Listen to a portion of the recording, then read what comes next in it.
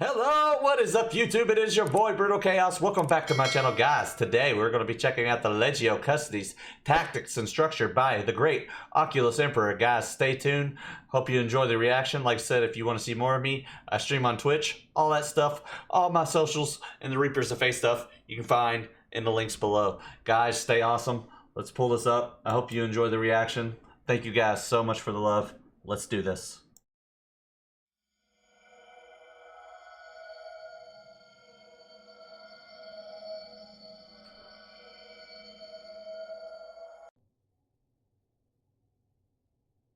How can one even begin to comprehend the military virtues of those so utterly removed from our own levels of simple existence? A colleague once snapped this at me when I divulged to him the subject of this particular record. He considered it a futile endeavor, for even should I gain access to the prescribed archives, my simple baseline Homo sapien mind would simply be unable to process the intentions of those that are nigh unto gods themselves. Does that, however, mean a humble chronicler imperialis should not even attempt to do so? Well, let this effort stand as one's answer. Know then that this is a record of the organizational structure, tactical doctrina, and wartime disposition of the Emperor's own, his 10,000, the Legio Custodes. To the outside observer, the Custodes are effectively impenetrable to even the most diligent scrutiny. Most of what is known outside the imperial household itself, even amongst the highest ranks of the officio militaris. I mean, look at them. They're freaking huge and have gold armor, man. Look at them. I wouldn't want to mess with them. You're gonna get messed up. Itself, even amongst the highest ranks of the officio militaris and the senatorum imperialis, is based off conjecture, inference, and hearsay. Only by special dispensation of the household, access to sequestered archives, and through assiduous interviews can information held within this record be known. To those of us peering in with curious eyes, the rituals, structure, details, and even titles of the 10,000 appear impossibly Byzantine, which is a direct result of them being answerable to none but the master of mankind, even in his current state.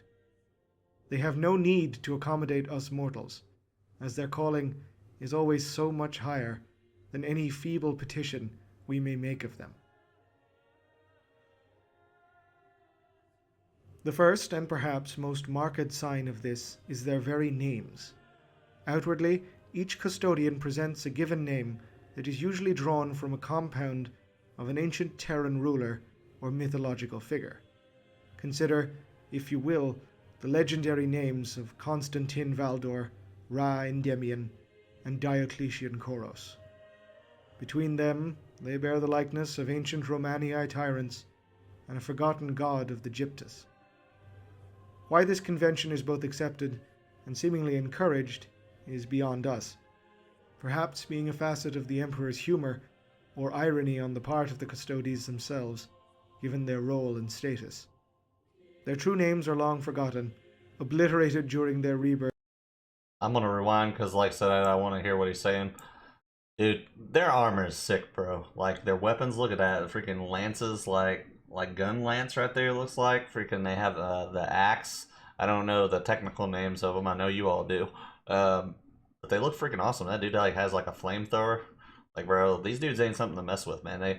They literally, I remember them saying they took down 100,000 orcs. Only lost, like, what, one custody? Like, man, you don't want to mess with these dudes. Obliterated during their rebirth into the demigods they are to become. One fact of Custodes legend is their accumulation of names throughout their lives, granted in recognition of great deeds or victories. Never revealed to those beyond their order, these names are said to be inscribed upon the insides of their armor, and a Custodes never ceases earning them until the moment of his death. By the outbreak of the heresy, Captain General Valdor is known to have possessed 962 names. Valdor is perhaps the most famous example of the head of the Legio, the Captain General. At the top of the Custodes' chain of command, he is essentially the Emperor's ultimate bodyguard and most trusted military advisor, the golden right hand of the Lord of Lightning. By virtue of this, the Captain General is technically able to command the Primarchs, the Emperor's own sons, and Valdor is known to have done so on occasion, notably being in nominal command of the Battle of Prospero.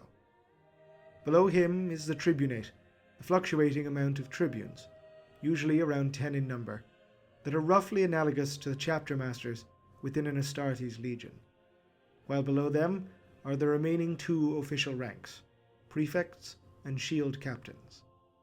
The differences between these two are slight, with the former being more a reward for veterancy and service, while the latter a distinction of implied active field command with particular responsibilities within a detachment or formation.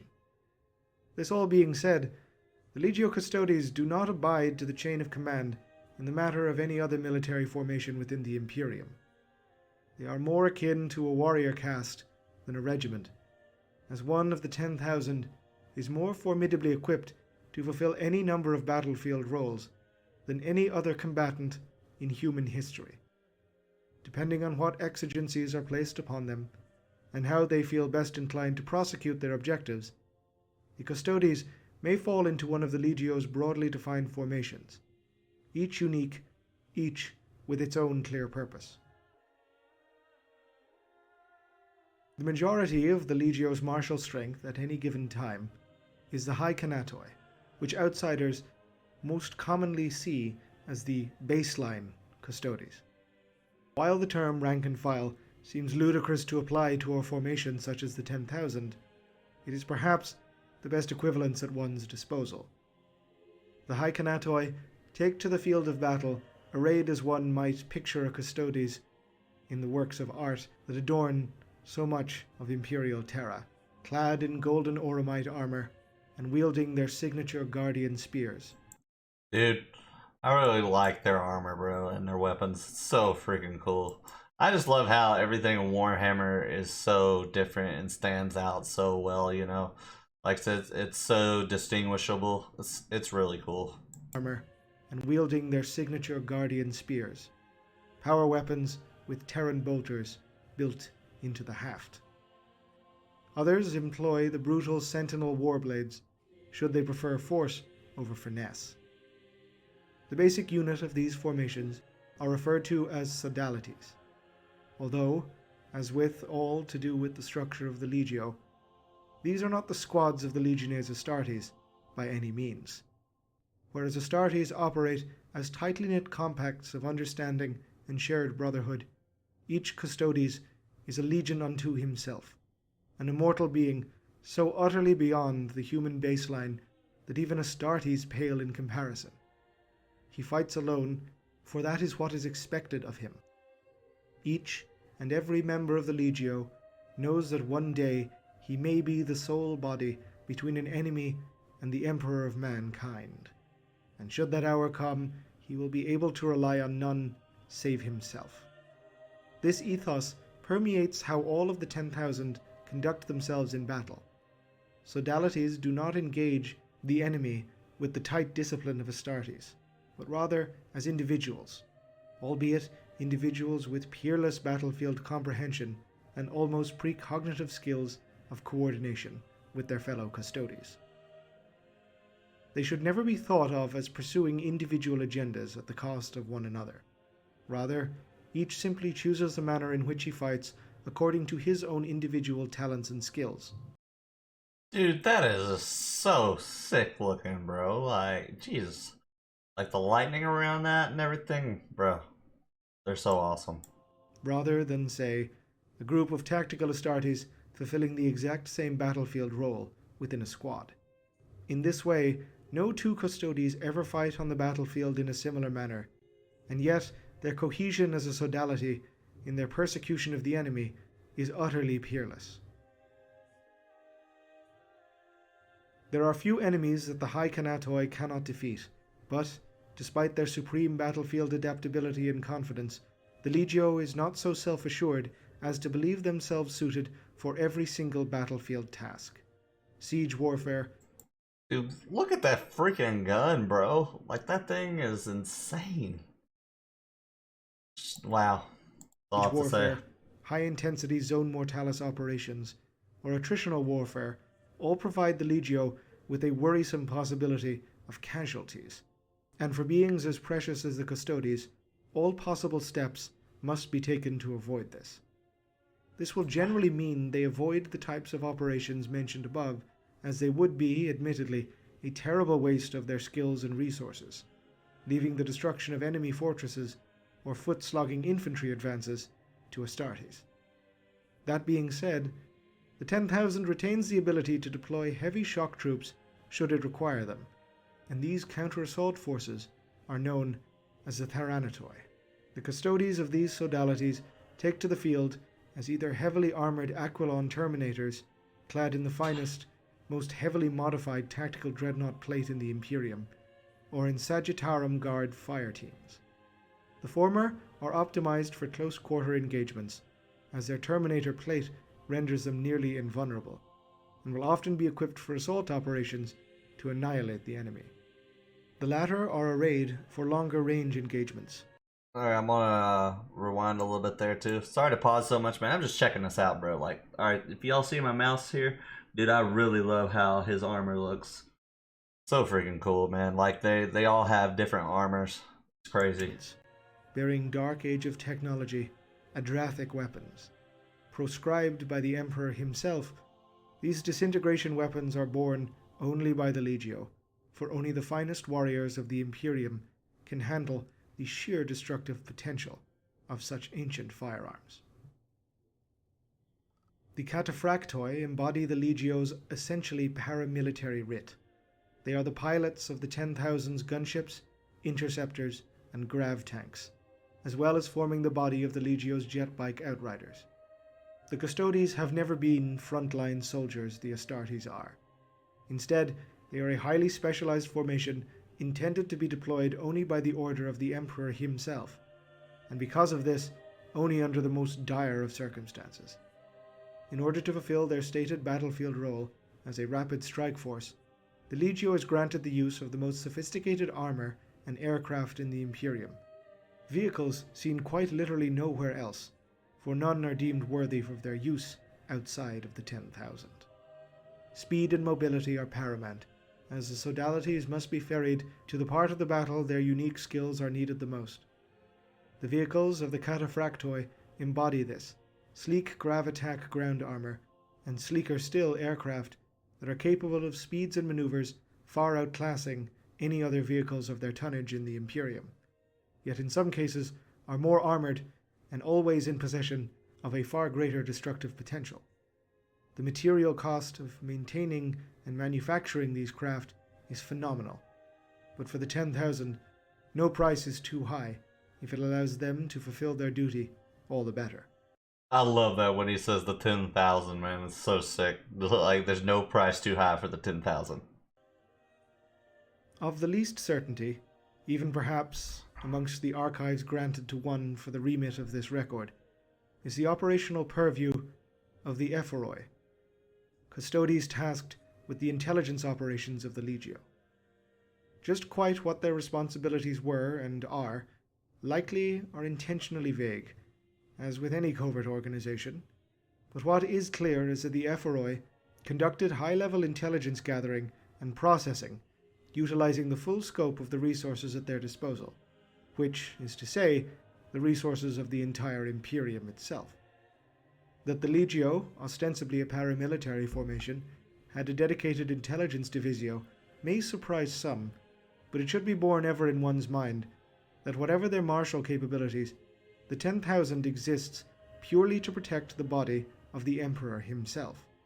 As such, they must be aware of any and all threats to him, and be able to predict, anticipate, deduce, and plan for any and all possible eventualities. They are known to share close operational details with the clades of the Officio Assassinorum, and utilized human agents when required. Infiltration of imperial nobility was common, often, again, through their mortal agents, but the Ephoroi themselves were well versed in the politics, traditions, and histories of all imperial houses of note. Custodes' minds possess eidetic memories, and those of the Ephoroi turned these to the service of knowing all and seeing all. It was they who were the organizers of the blood games to test imperial household defenses, corroborating their own intelligence gatherings. I just want to rewind a little bit. I do want to learn more about the blood games. Those sound really interesting. Corroborating their own intelligence gatherings with findings from the games to defeat threats before they even arose. The final subdivision within the Legio was also its smallest. The Moritoi were singular in being formed entirely of the Legio's honored fallen, Custodes whose immortal bodies had been damaged to the point of near death, requiring them to be interred within the life-sustaining dreadnought chassis. The first custodian to fall in the history of the Legio was Sagittarius, one of the Emperor's first 30 companions, interred within the Ur-Golem class chassis designed to allow Thunder Warriors of the Unification Wars to fight after death. Sagittarius was the first of the Moritoi, whose capabilities continuously advanced with the progress of Imperial technology. By the outbreak of the Horus Heresy, the Moritoi were entirely composed of Contemptor dreadnought chassis, either the Contemptor Achilles or heavier Contemptor Galatus marks, both capable of wielding weaponry far more arcane and destructive than their Astartes contemporaries. Though small in number, the Moritoi represented a staggeringly powerful force at arms, combining centuries of martial skill and experience with the most phenomenally powerful weaponry and equipment the Mechanicum, and indeed the Emperor himself, could devise for them. When death and treachery came to the Istvan system, the Legio Custodes counted within its number. That is such an awesome picture. That is freaking sick. The Legio Custodes counted within its number approximately 10,000 members, for which it was so colloquially named. The Battle of Prospero, that had immediately preceded the true outbreak of the heresy, had depleted this number somewhat, although not nearly to the extent that the coming conflict would. The vast majority of the Legio's strength was concentrated upon Terra to protect the Imperial Palace, though various sodalities were spread out throughout the galaxy on various missions of high import. 5 of the High Canatoi, for instance, led by Custodian Aquilon, had been seconded to the 17th Legion word-bearers in the aftermath of that legion's humbling on Monarchia, but were ultimately betrayed and killed by the legion's monstrous Gal Vorbak. It has been remarked upon, albeit quietly, by numerous historians that the Legio Custodes, despite representing an incredibly powerful military force, did not in any way stray from the homeworld during the entire span of the war. While doubtless coordinating with Rogel Dorn, the 7th Primarch and Praetorian of Terra, in the defense of the solar volume, that they did not take up arms until the Battle of Terra itself seems inconceivable to some. Your humble servant has, in the sequestered archives, found scant mentions of a darker war, a hidden war, of terrible battles occluded from the sight of the species through their dread import alone. A full record of this conflict may not be possible, but it would be remiss of me not to attempt it. Let its tidings, however, wait upon the advent of another day.